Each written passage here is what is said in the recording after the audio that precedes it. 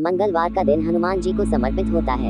इस दिन हनुमान जी की पूजा करने से आपकी सभी मनोकामनाएं पूरी होती हैं। कई लोग हनुमान जी को प्रसन्न करने के लिए व्रत रखते हैं। इसके अलावा ज्योतिष शास्त्रों में विशेष उपायों के बारे में बताया गया है। इन उपायों को करने से कुंडली में मंगल दोष का प्रभाव कम हो जाता है। हनुमान जी को संकट मोचन के नाम से भी जाना जाता है, क्योंकि वे अपने भक्तों के दुखों को हमेशा दूर करते हैं। बल और बुद्धि के देवता हनुमान जी को बजरंगबली भी कहा जाता है। लेकिन क्या आप जानते हैं इसके पीछे की पौराणिक कथा के बारे में? हनुमान जी को बजरंगबली कहा जाता है। इस पीछे दो मान्यताएं हैं। पहली मान्यता के मुताबिक बजरंगबली बहुत शक्तिशाली है। उनका शरीर ब्रज के समान है, इसलिए उन्हें बजरंगबली कहते हैं। दूसरी मान्यता के अनुसार हनुमान जी ने श्री राम को प्रसन्न रहने के लिए शरीर में सिंदूर लगाया था, जिस कारण उनका नाम बजरंगबली पड़ा था। आइए जानते हैं इस मान्यता से जुड़ी पौराणिक कथा के बारे में। एक बार माता सीता सिंदूर लगा रही थी। तभी हनुमान जी ने पूछा कि माता, आप अपनी मांग में सिंदूर क्यों लगाती हैं?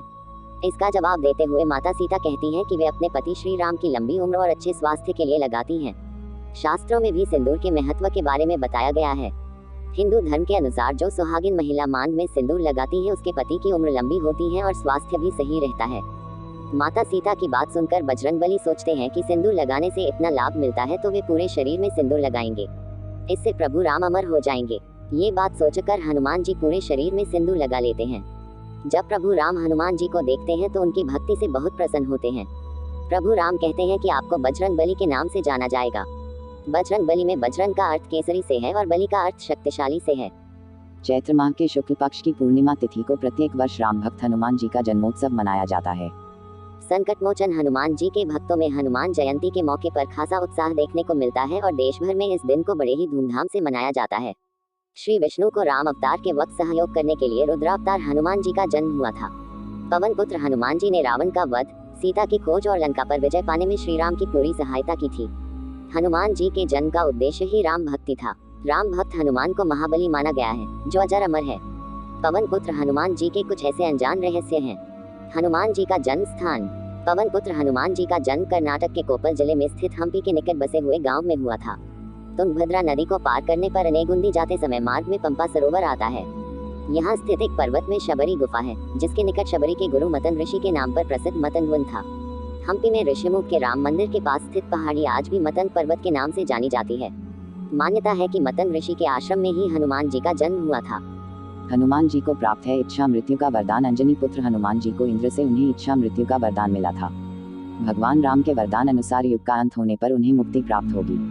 सीता माता के वरदान के अनुसार वे चिरंजीवी रहेंगे। इसी वरदान के चलते द्वापर युग में भी हनुमान जी का उल्लेख मिलता है, जहाँ वे भीम और अर्जुन की परीक्षा लेते हैं। इसके बाद कलयुग में वे तुलसीदास जी को दर्शन देते हैं। तुलसीदास द्वारा रचित रामचरितमानस में हनुमान जी द्वारा कहे शब्दों का उल्लेख मिलता है, जिसमें वो तुलसीदास जी का ही जिक्र करते हुए कह रहे हैं, चित्रकूट के घाट में भाई संतन की भीड़, तुलसीदास चंदन किसे तिलक देख रघुवीर। श्रीमद् भागवत की माने तो कलयुग में हनुमान जी के अनुसार हनुमान जी गंधमादन पर्वत पर निवास करते हैं। हनुमान जी के 108 नाम में छिपा है रहस्य। हनुमान जी को कई नामों से पुकारा जाता है, जैसे पवन पुत्र, अंजनी पुत्र, मारुति नंदन, बजरंगबली, केसरी नंदन, संकट मोचन आदि। हनुमान जी के संस्कृत में 108 नाम है। उनका हर नाम उनके जीवन के अध्यायों का सार बताता है, इसलिए उनके 108 नाम बहुत ही प्रभावी माने जाते हैं। विभीषण ने की थी सबसे पहले हनुमान स्तुति। हनुमान जी का परिचय हम सभी तुलसीदास द्वारा रचित स्त्रोतों जैसे हनुमान चालीसा, बजरंग बाण, हनुमान बहुक आदि से मिलता है। लेकिन इससे पूर्व भी हनुमान जी आराधना किसने की थी? सबसे पहले विभीषण ने हनुमान जी की शरण में आकर उनकी स्तुति की थी। विभीषण ने हनुमान जी की स्तुति में एक बहुत ही अद्भुत और अचूक स्तोत्र की रचना भी की है। ब्रह्मचारी होने के बावजूद एक पिता हैं हनुमान जी। राम भक्त हनुमान ब्रह्मचारी माने जाते हैं, लेकिन ब्रह्मचारी होने के बाद भी वे एक पुत्र के पिता थे।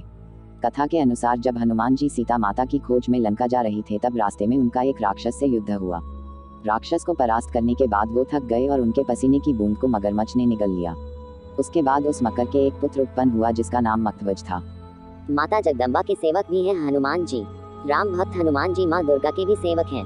हनुमान जी माता के आगे आगे चलते हैं और भैरव जी उनके पीछे पीछे। माता के देश में जितने भी मंदिर है, वहाँ उनके आसपास हनुमान जी और भैरव जी का मंदिर जरूर होते हैं। हनुमान जी की खड़ी मुद्रा में और भैरव की मन मुद्रा में प्रतिमा होती है। वैसे तो बजरंगबली के बारे में जितना बताया जाए उतना कम है। तब तक के लिए धन्यवाद। मिलते हैं अगले वीडियो में।